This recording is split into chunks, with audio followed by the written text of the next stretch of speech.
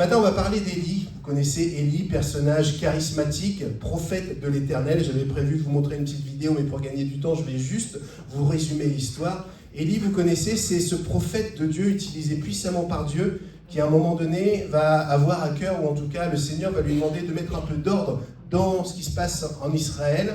Et puis, il va lui dire, tu vas aller, d'une certaine manière, défier les prophètes de Baal. Vous connaissez l'histoire ? Tu vas aller les défier, et puis comme ça, on verra qui est le véritable Dieu. Et puis, Élie va voir donc le roi, et puis il lui dit, tu vas annoncer à tous ces prophètes de Baal, ils sont au nombre de 400 et des poussières. Il y en a qui connaissent le chiffre exact ? Non, vous n'étiez pas prêts, vous regarderez dans la Bible. 400 et des patates, comme on dit chez moi, ils étaient très nombreux. Et puis Élie lui dit au roi, tu vas ramener tous ces gars-là, et puis on va voir, on va faire un test pour voir qui est le véritable Dieu. Alors voilà qu'ils vont faire un sacrifice, et puis sans action, sans flamme ou quoi que ce soit, les prophètes de Baal vont essayer de faire tomber le feu sur le sacrifice, et évidemment, il ne se passera rien. Et puis Élie, dans ce texte-là, est en train de se moquer d'eux, comme des fois j'aimerais être ce Élie, comme ça, en train de dire « Alors, il est où votre Dieu? Il est sourd? Il est passé où? Il ne vous entend pas? Qu'est-ce qui se passe ?» Vous lirez l'histoire à la maison, évidemment, il ne se passe absolument rien. Et puis, voici que Élie prend la place et puis dit « Maintenant, je vais vous dire quelque chose. Moi, je vais invoquer mon Dieu et vous allez voir ce qui va se passer. » Et effectivement, Dieu vient consumer le sacrifice. Il se passe quelque chose, la gloire de Dieu descend à cet instant. Et puis, Élie, plutôt que s'arrêter là, dit « Bon, les gars qui servaient Baal, tous les prophètes, vous allez venir et puis je vais m'occuper de vous. » Et puis vous savez ce qu'il fait? Il les met dans un fossé et puis il les égorge. Ah, c'est classe, il savait rigoler à l'époque quand même. Il les égorge et puis bon, l'histoire se termine de cette manière. Alors, moi j'ai souvent rêvé d'être Élie. Moi je suis un garçon, vous avez remarqué, et donc comme tous les garçons, quand j'étais jeune, j'aimais bien la bagarre, je voulais être un héros, je voulais, etc. Il y a des garçons dans la salle qui se reconnaissent comme ça? Moi, j'étais comme ça, c'est-à-dire jouer à la poupée, tout ça, ça ne m'intéressait pas. Mais par contre, faire la guerre, la bagarre et toutes ces choses-là, et puis défier le camp adverse, moi, ça me parlait. Et puis, je crois que ça me parle toujours. Et finalement, quand je lis ce récit d'Élie, ça me stimule et je me dis, mais qu'est-ce que j'aimerais bien être ce Élie qui, sous l'influence du Seigneur, parle. Et puis en plus, les choses arrivent comme il le dit. C'est juste génial. Et puis, il y a ce Élie-là, et puis il y a l'autre Élie. Et puis on va parler de l'autre Élie ce matin. Pourquoi je dis l'autre Élie? Parce que Élie, il est comme nous finalement. C'est-à-dire qu'il peut passer de la gloire, il peut passer de l'arrogance, il peut passer de l'assurance à défier les uns et les autres. Et puis à un moment donné, il va passer à une espèce de, excusez-moi l'expression, mais de loque. C'est-à-dire, il n'a plus envie de rien, il a peur de tout. Et ça, évidemment, ce genre de Élie, on n'a pas envie de le vivre, n'est-ce pas? C'est quelque chose qui est plus compliqué, mais c'est de ça que j'aimerais parler ce matin. On va parler d'Élie, mais tout en sachant qu'en parlant d'Élie, on peut faire un parallèle avec nos vies à nous, ce qu'on vit nous à titre personnel. Mais on peut faire aussi le parallèle sur ce qu'on vit en tant qu'Église. Parce que des fois, en tant qu'Église, on est le super Élie qui va défier les prophètes de Baal, plein d'arrogance, plein de force, plein de stimulé, je dirais, avec l'onction du Saint-Esprit. Et puis des fois, on est le Élie qui est dans la caverne, qui se lamente et qui n'a plus envie de rien. Et on pourrait déjà réfléchir, en tant qu'Église, aujourd'hui, à quel stade nous en sommes. Est-ce que nous sommes l'Église conquérante? Est-ce que nous sommes l'Église qui parle au nom de Dieu et qui va défier les prophètes en disant « Voici ce qu'a déclaré le Seigneur » Ou est-ce que nous sommes l'Église qui est un peu en souffrance, finalement, un peu comme Élie, qui passe un mauvais quart d'heure, comme on dit? On va y réfléchir ensemble ce matin. Alors pour ça, je vous propose de faire la lecture dans le livre de 1 Roi, au chapitre 19. 1 Roi, chapitre 19. Et on va lire à partir du premier verset. 1 Roi, chapitre 19, verset 1. Akab raconta à la reine Jézabel tout ce qu'avait fait Élie et comment il avait fait périr par l'épée tous les prophètes de Baal. Ça, vous avez compris, c'est l'histoire dont je vous ai parlé précédemment. Alors Jézabel envoya un messager à Élie pour lui dire « Que les dieux me punissent très sévèrement si demain, à la même heure, je ne t'ai pas fait subir le sort que tu as infligé à chacun de ces prophètes. » C'est-à-dire, je mets des images qu'on comprenne mieux. Élie prit peur et s'enfuit pour sauver sa vie. Il se rendit d'abord à Beersheba, dans le territoire de Juda, où il laissa son jeune serviteur. Puis il s'enfonça dans le désert. Après avoir marché toute une journée, il s'assit à l'ombre d'un genêt, isolé, et demanda la mort. « C'en est trop, dit-il.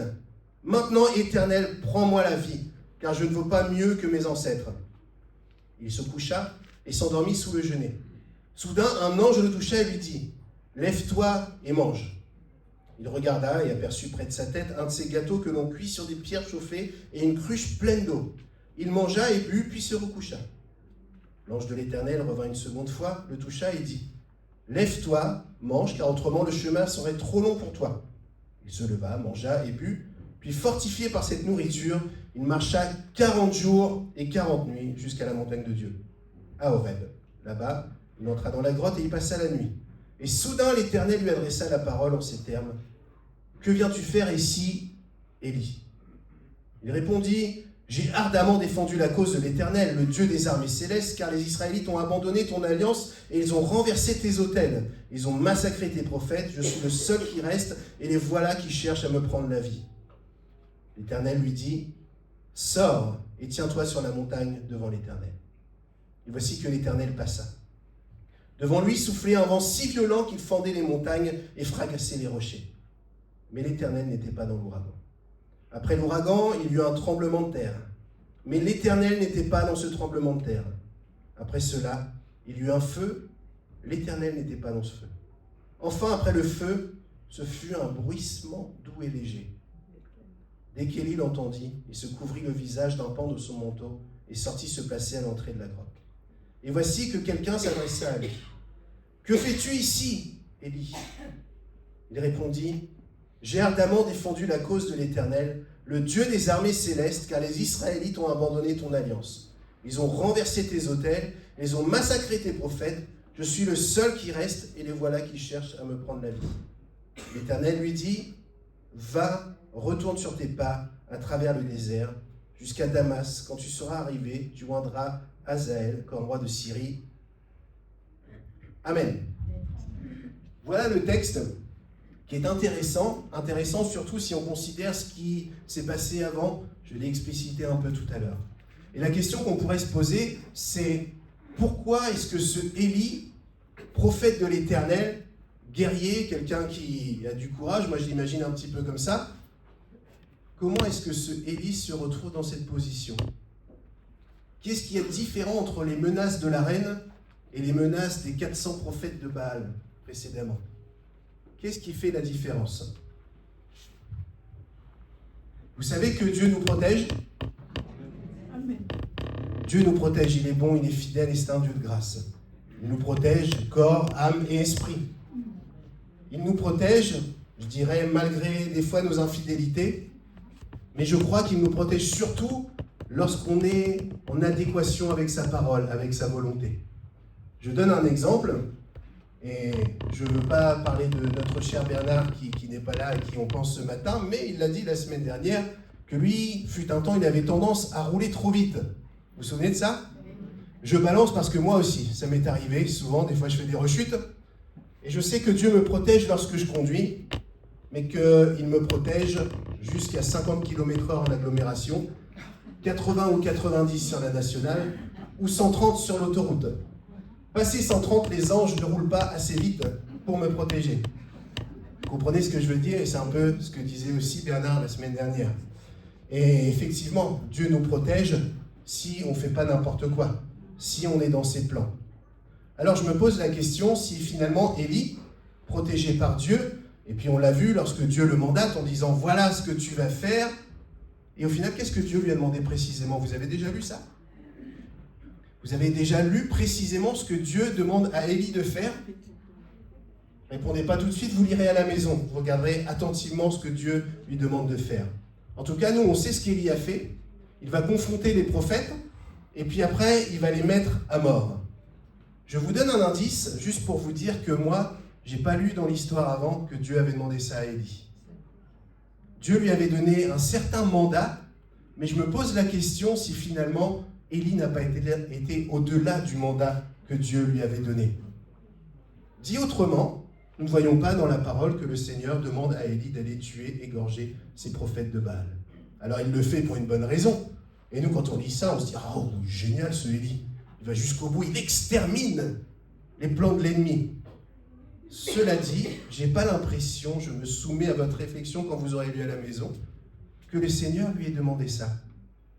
Alors je me dis, finalement, ce Élie, pourquoi il se retrouve dans cette situation à trembler lorsque Jézabel est en train de lui dire « Tu vas voir mon gars ce qui va t'arriver ?» C'est parce qu'à un moment donné, peut-être par sa désobéissance ou sa non-soumission à ce que Dieu lui avait demandé précisément, ou dit autrement, en ayant un peu trop de zèle, en allant au-delà de ce que Dieu lui avait demandé, s'il ne s'est pas mis en fragilité. Je vous ai déjà partagé que moi, dans ma vie, j'ai vécu ce qu'Élie a vécu. Alors, j'ai égorgé personne, rassurez-vous. Mais d'une certaine manière, tellement zélé à vouloir servir Dieu, tellement zélé à ce que l'œuvre de Dieu avance. Et puis, comme je vous dis des fois, c'est que on veut servir Dieu, on est conscient que c'est Dieu qui fait les choses, mais heureusement qu'on est là pour le faire quand même, vous voyez. Et puis finalement, dans une saison de mon ministère, je pense que j'étais un peu comme Élie, c'est-à-dire à vouloir avoir un peu trop de zèle et aller plus loin que ce que le Seigneur me demandait. Je crois que le Seigneur m'avait fixé un mandat bien précis, en l'occurrence à l'époque de m'occuper de l'église là où j'étais. Et moi, tellement boulimique de servir Dieu, et puis je dois vous dire quelque chose, priez pour moi, mais c'est que moi, les vacances, j'aime bien, mais quand ça ne dure pas trop longtemps. C'est un problème, et j'ai du mal à me poser, je suis toujours en train de courir à droite à gauche. Il y en a qui me regardent, disent, il est trop bizarre ce mec, je suis trop bizarre. Et finalement, de toujours être sous la tension, sous la pression, et de faire 15 000 trucs, mais moi ça me va bien, c'est mon mode de fonctionnement. Et finalement, en étant ce que je suis, en étant avec mes travers, avec tout ça, avec mon mode de fonctionnement, à un moment donné, je me suis perdu et j'étais trop loin par rapport à ce que Dieu me demandait. Et plutôt que de m'occuper simplement de l'église, j'étais aumônier à la prison, je faisais tout un tas de trucs, etc. Jusqu'à un moment donné où moi, le gars vaillant, un peu comme Élie, n'avait plus de force, était un peu dans la même attitude que ce Élie. Et des choses qui étaient évidentes pour moi à gérer étaient devenues ingérables. Ce qu'on appelle aujourd'hui le burn-out. Vous connaissez ? Et finalement, je me pose la question si ce Élie n'a pas été au-delà de ce que Dieu lui a demandé. Et du coup, il est en position de fragilité. Ça commence comment ? Simplement par une suggestion de quelqu'un. Quelqu'un, évidemment, utilisé par l'ennemi. Quelqu'un qui vient parler, et puis elle aurait parlé quelques mois avant, ça, il n'aurait pas bronché. Mais à ce moment-là, il est touché dans sa tête. Et quelque chose qui lui passe par la tête, par l'oreille, par la tête, et qui descend dans son cœur. C'est souvent de cette manière que l'ennemi agit, au travers des pensées. Il y en a qui ont des mauvaises pensées des fois. Vous connaissez l'adage qui dit qu'on ne peut pas empêcher les oiseaux de voler au-dessus de sa tête, mais on peut les empêcher de nicher, c'est pareil avec les pensées. On ne peut pas s'empêcher de penser. Y a-t-il quelqu'un qui ne pense pas ici ce matin ? Ok. Et même pendant que je parle, vous avez, je ne vais pas dire 1 milliard de pensées, mais vous pensez à plein de trucs. Tiens, Julien nous parle d'Élie. Mais pourquoi il est coiffé comme ça, Julien, ce matin, vous faites... Et puis, oh, il s'habillait comme ça, il aurait pu mettre plutôt ça, ça aurait été mieux. Ça, c'est les femmes qui sont souvent comme ça. Ah, moi, j'aurais mis des petites mocassins, plutôt, un truc comme ça. Oui. Plein de pensées qui sont là. On parle d'Élie, et puis, ah tiens, j'ai oublié d'allumer le four pour ce midi. Vous voyez, on a plein de pensées qui traversent comme ça. Et tu en as une qu'on prend, ah oui, tiens, celle-là, je la garde. Et puis les autres, elles passent. Et puis parmi ces pensées, il y a des pensées qui sont clairement des traits enflammés de l'ennemi. Des choses qui sont là pour nous nuire. Et là aussi, on a la possibilité de les refuser, ces pensées-là. Mais des fois, on n'est plus sous la protection de Dieu, si je peux dire comme ça, même s'il garde toujours un œil bienveillant sur nous. On est en position de fragilité. Et ces pensées qu'on aurait balayées du revers de la main à un moment donné, viennent nous briser d'une certaine manière. Et moi, j'en ai déjà parlé aussi, mais c'est ce que j'ai vécu à un moment donné. Je me rappelle très bien un soir, je rentrais, après avoir travaillé comme un dingue, à l'église, je rentre le soir, j'avais travaillé pour la gloire de Dieu, n'est-ce pas ? Enfin bref, j'étais fatigué, moralement, tout un truc, et puis voilà, une pensée débile, que je ne vous donnerai pas, m'est venue dans la tête, et elle ne m'a pas quitté pendant des mois et des mois et des mois. Un truc nul, mais qui m'a pourri la vie pendant des mois et des mois. Quelque chose qu'aujourd'hui, presque j'en souris en me disant, mais pourquoi Est-ce que j'ai été terrassé par cette pensée? J'ai été terrassé par cette pensée parce que j'étais trop fatigué et parce que j'étais pas à l'endroit où Dieu me voulait. J'étais en deçà, en dessus de ce que le mandat que le Seigneur m'avait confié. Un peu comme Élie, finalement. Je ne sais pas si vous avez déjà vécu ça. Ces pensées qui viennent, et puis elles s'installent. Et puis après, elles nous conditionnent. C'est valable pour nos vies à titre personnel, mais c'est valable aussi pour nous en tant qu'Église. Nous faisons le parallèle. Moi, je crois que cette Église, l'Église du Colombier, a vécu et va vivre encore des belles étapes glorieuses de la gloire du Seigneur. Je crois de tout mon cœur.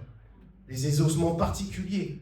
Un peu comme Élie, on a confronté les puissances, on a confronté tout un tas de choses. Je me suis renseigné sur l'Église. Il y a des choses vraiment merveilleuses que le Seigneur a fait ici. Mais aujourd'hui, où est-ce que nous en sommes, Église du Colombier?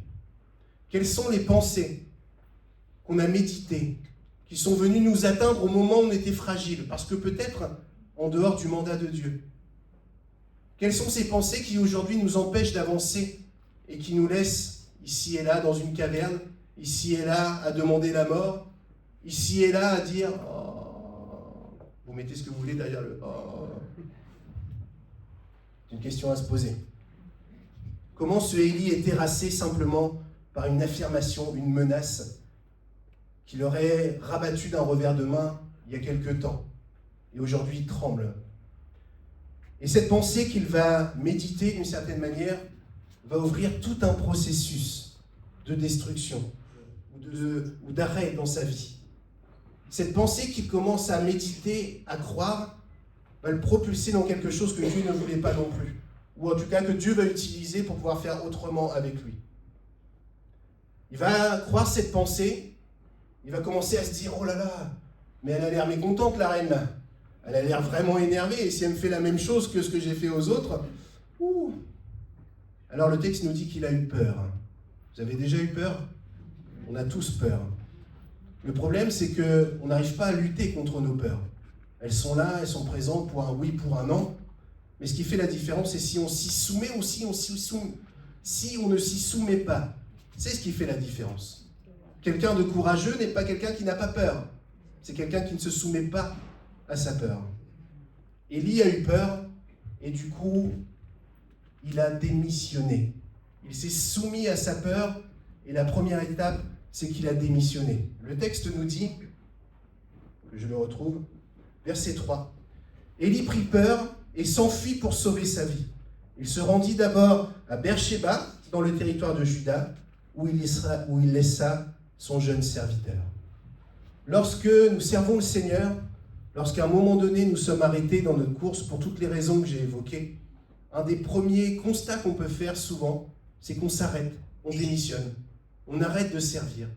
On se met au repos, on se met à l'abri, vous appelez ça comme vous voulez, mais on s'arrête. C'est souvent le symptôme de quelqu'un qui a accepté une pensée à un moment donné qui n'était pas juste. Ça peut être le cas aussi dans notre vie d'église. C'est-à-dire, où en sommes-nous dans nos activités pour le Seigneur?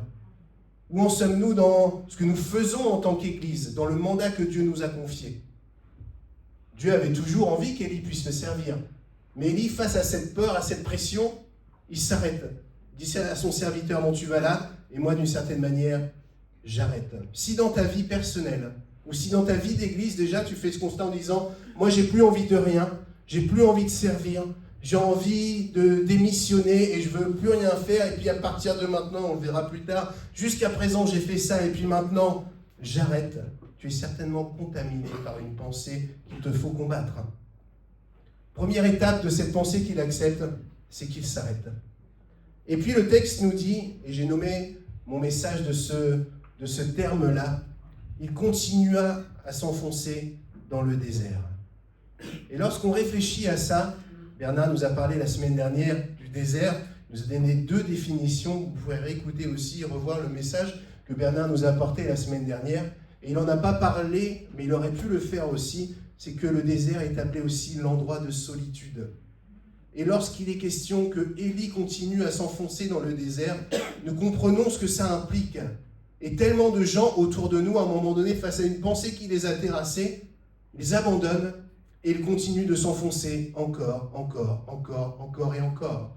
Moi, c'est ce que j'ai vécu à un moment donné. Je bénis le Seigneur de ce que j'ai pu être entouré, de ce que j'ai pu réagir assez rapidement pour ne pas me laisser contaminer par d'autres pensées. Parce qu'une pensée qu'on accepte, c'est la porte ouverte aux autres.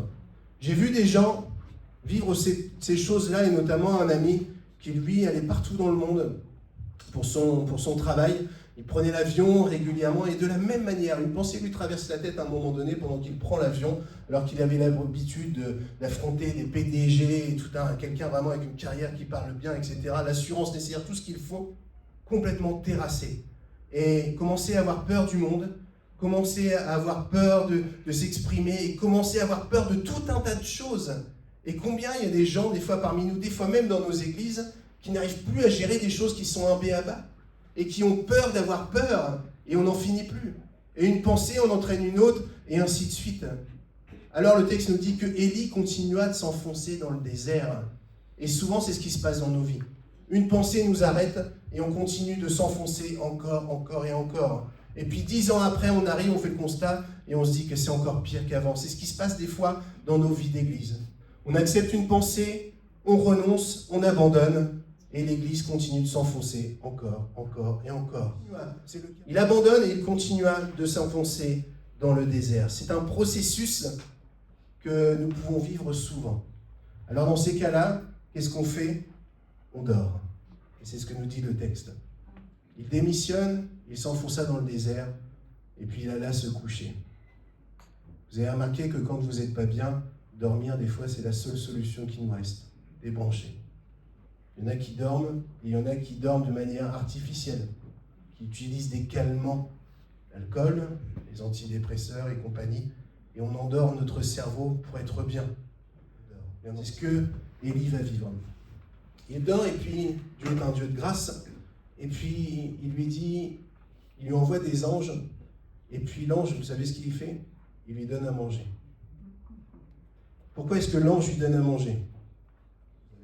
Élie, finalement, est dans une position de faiblesse et il a besoin de reprendre des forces. Souvent, nous sommes mal parce que je disais, nous sommes au-delà de ce que Dieu nous a demandé.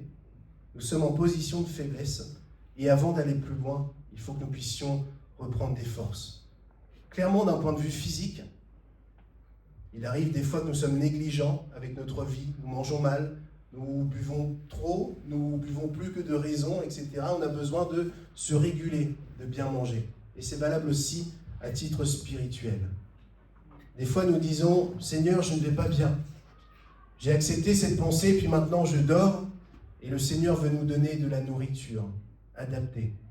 Vous notez que c'est l'ange qui vient lui donner à manger. Ce n'est pas Élie qui va se servir, c'est l'ange qui lui donne la nourriture nécessaire. Et des fois, nous avons besoin de reprendre des forces spirituelles. Comment trouver ces forces spirituelles?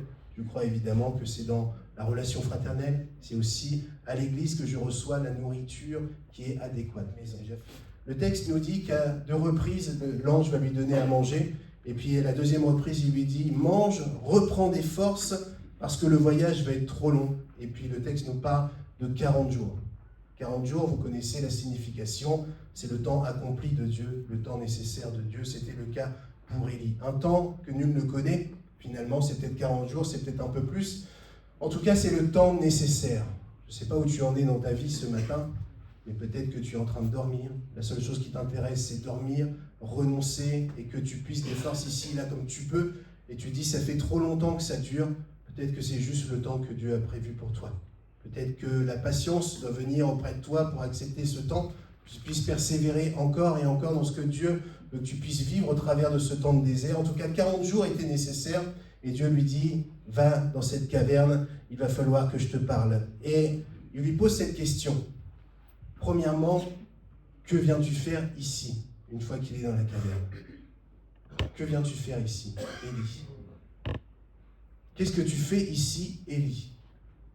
Évidemment. Mais la question peut nous être posée lorsque nous vivons ces moments de détresse dans la caverne. Mais qu'est-ce que tu fais là? Et dit autrement, est-ce que tu ne trouves pas que c'est ridicule finalement de te voir dans cette caverne à demander la mort? Toi, Élie qui a défié les prophètes de Baal, qui a été beaucoup trop loin que ce que je t'avais demandé, peut-être tu t'es mis en danger, mais est-ce que tu trouves ça pas ridicule de te trouver ici? Et la question peut nous être posée des fois. Ça m'est arrivé dans ces moments difficiles où je ne sais pas si c'est le Seigneur qui me posait la question, mais moi je m'interrogeais effectivement. Je me disais, mais Julien, qu'est-ce que tu fais dans cet état-là? Toi qui as l'habitude de conseiller, ou en tout cas de parler aux frères, aux sœurs, de les exhorter à tenir bon, etc., etc. Et puis te voilà dans cette caverne, à ne plus avoir envie de rien, à douter de tout, à te croire nul, mauvais à tout, etc. Qu'est-ce que tu fais ici? Tu ne trouves pas ça ridicule? Ou peut-être que la question c'est pour dire, mais qu'est-ce qui t'a amené là finalement? Pourquoi tu te retrouves dans cette détresse? Je vous ai parlé de cette pensée qu'à un moment donné j'avais acceptée dans ma tête. Et cette question m'a été posée, mais qu'est-ce que tu fais dans cet état-là, Julien? Et j'ai réfléchi. Et je me suis dit, mais finalement, tout a commencé à ce moment-là. Et pourquoi est-ce que ça a commencé à ce moment-là? Et toutes ces choses-là, je les garde personnellement pour moi. Mais ces questions, qu'est-ce que tu fais, Élie? Qu'est-ce que tu fais, Julien? Qu'est-ce que tu fais, Église de Colombier, dans cet état-là? Peuvent nous amener à revenir là, d'une certaine manière, où on s'est mis en danger. Le Seigneur pose la question à Élie, qu'est-ce que tu fais ici? Est-ce que tu ne trouves pas ça ridicule? Quelles sont les conséquences? Pourquoi tu es arrivé ici? Quel est le chemin que tu as emprunté pour arriver jusqu'ici? Et le Seigneur peut enfin lui parler. Soudain, l'Éternel lui adressa la parole en ces termes, que viens-tu faire ici, Élie? Et il répondit, j'ai ardemment défendu la cause de l'Éternel, le Dieu des armées célestes, car les Israélites ont abandonné ton alliance, et ils ont renversé tes autels, ils ont massacré tes prophètes. Je suis le seul qui reste, et les voilà qui cherchent à me prendre la vie. Ce qui est intéressant lorsqu'on lit les répliques d'Élie, je disais tout à l'heure qu'il a certainement été trop loin. C'est un homme de Dieu, inspiré par Dieu, mais on voit quand même qu'il est Élie, quoi. Et que même dans ces moments de détresse, voilà, je suis dans cet état-là parce que moi, je suis le seul qui est resté fidèle, etc. Si j'osais dire autrement, c'est un peu moi-je quand même, Élie, quoi. Et on voit que même dans ses réponses, le Seigneur le fait réfléchir, mais qu'il n'a toujours pas compris. Et à 2 reprises, il aura le même discours. Qu'est-ce que tu fais là, Élie? Je suis là parce que, voilà, et finalement, c'est la faute des autres. Et finalement, on ne sait pas trop ce qu'il veut dire par là, mais on sait qu'il est présent et qu'il ne renonce pas véritablement à qui il est et ce qu'il a pu faire. Qu'est-ce que tu fais là, Julien? Qu'est-ce que tu fais ici, Église du Colombier? Qu'est-ce que tu fais dans cet état-là? Est-ce que tu ne trouves pas ça ridicule, après le passé glorieux? Après tout ce que vous avez vécu, les exaucements, les bénédictions, qu'est-ce que tu fais ici? Mais attends, nous, Église du Colombier, on a fait telle et telle chose, on a fait ça, et puis on est les seuls. Qu'est-ce que tu fais ici alors? Pourquoi tu es dans cet état de désert, de dépression, dans ta caverne? Verset 11, l'Éternel dit, sors et tiens-toi sur la montagne devant l'Éternel. Il faut que je te cause. Dis les choses autrement.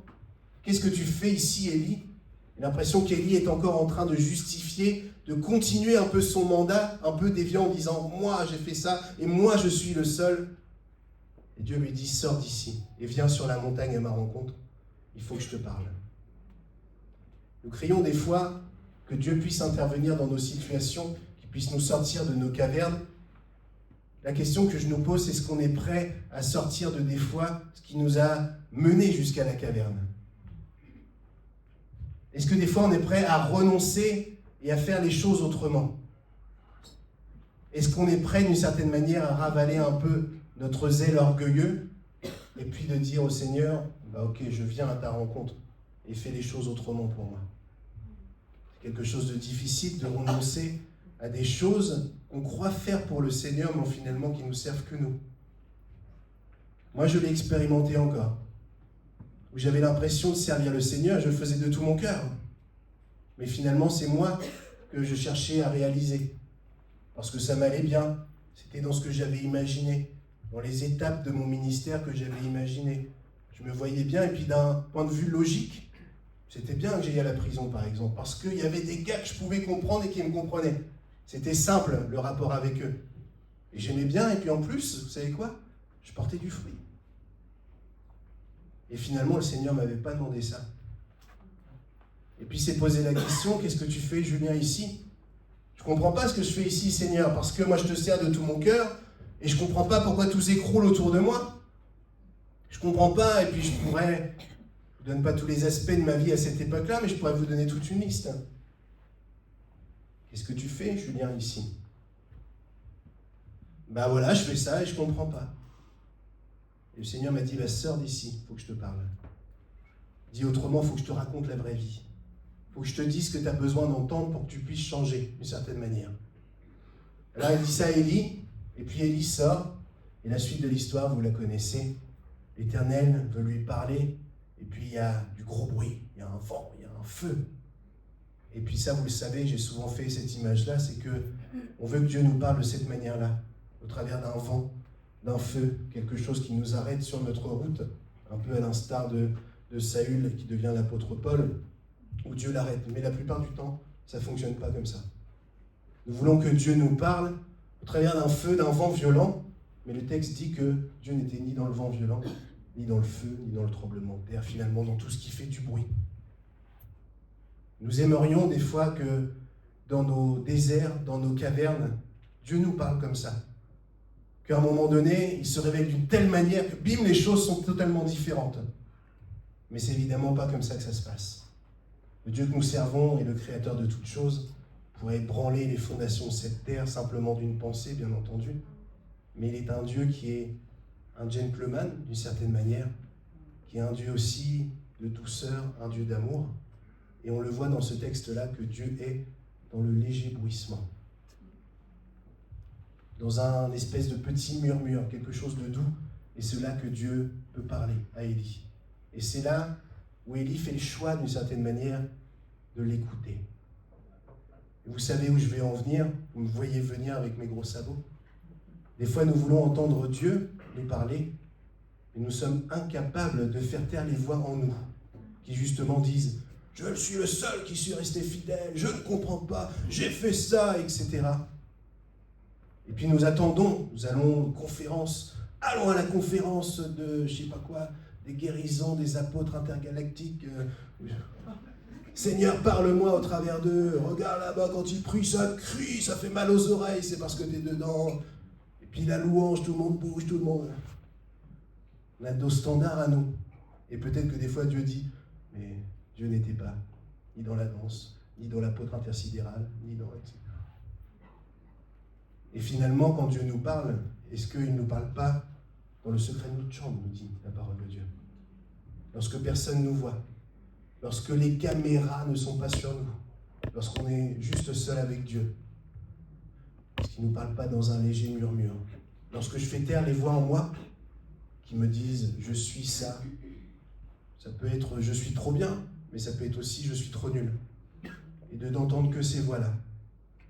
Est-ce que finalement, ce n'est pas dans le moment où je fais taire toutes les voix qui sont autour de moi que Dieu peut me parler et que je peux l'entendre? Alors voici qu'Élie entend la voix de Dieu, et puis il fait taire un petit peu tout ce qu'il y a dans sa tête, tout ce qui est autour de lui. Il entend la voix de Dieu. Et qu'est-ce que Dieu lui dit?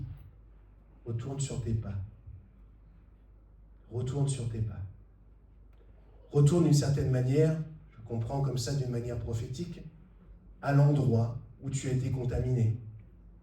Retourne d'une certaine manière à l'endroit de la défaite. Retourne à l'endroit où tu as accepté, ou d'une certaine manière tu as dévié pour te mettre en danger. Retourne sur tes pas.